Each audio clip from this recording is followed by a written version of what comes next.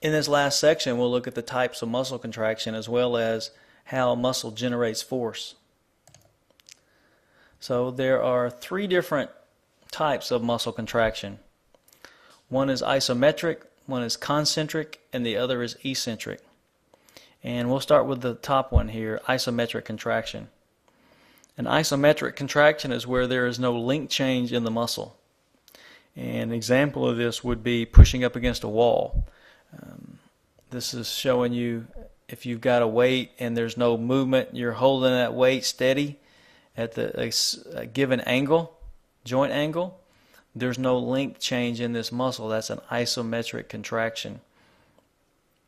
There's muscles, and typically when you're doing a resistance training exercise, there are several muscles that perform isometrically.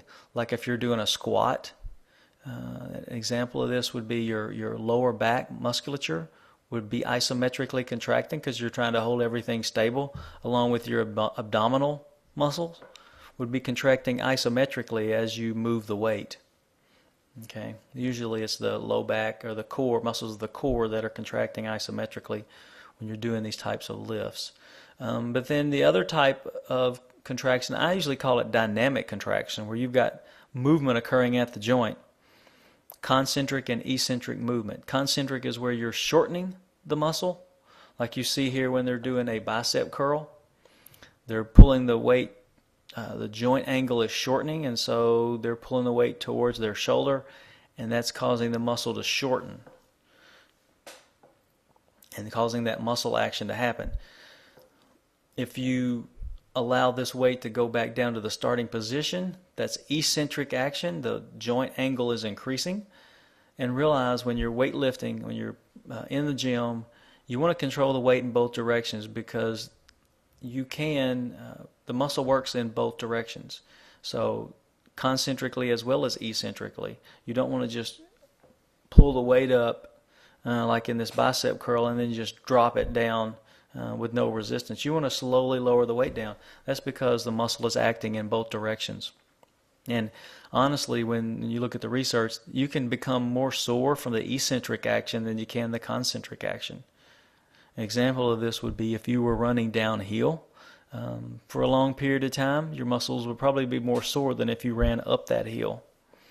So just an understanding of the different types of muscle action are important. And then to finish this up, there are several different ways that a muscle generates force. And I'm going to go over some of these here. One is by increasing the recruitment of motor units. So we said a motor unit is the nerve and the number of fibers that it stimulates. So as we increase the force necessary for a particular activity, we have to increase the number of motor units that we recruit.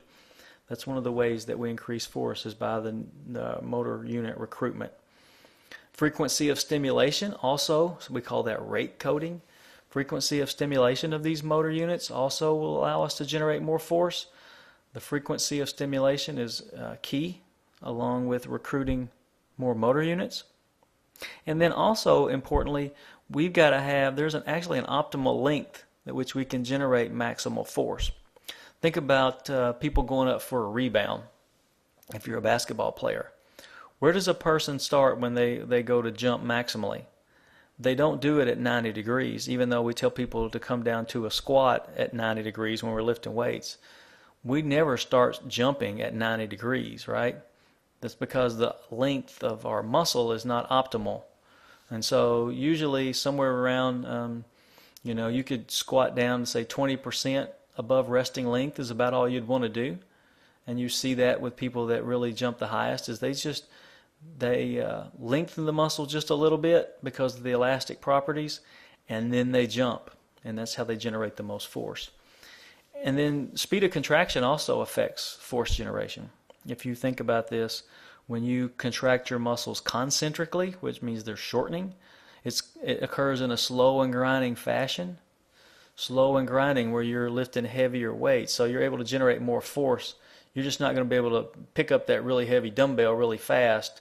If you do, you're going to risk injury. So speed of contraction is important.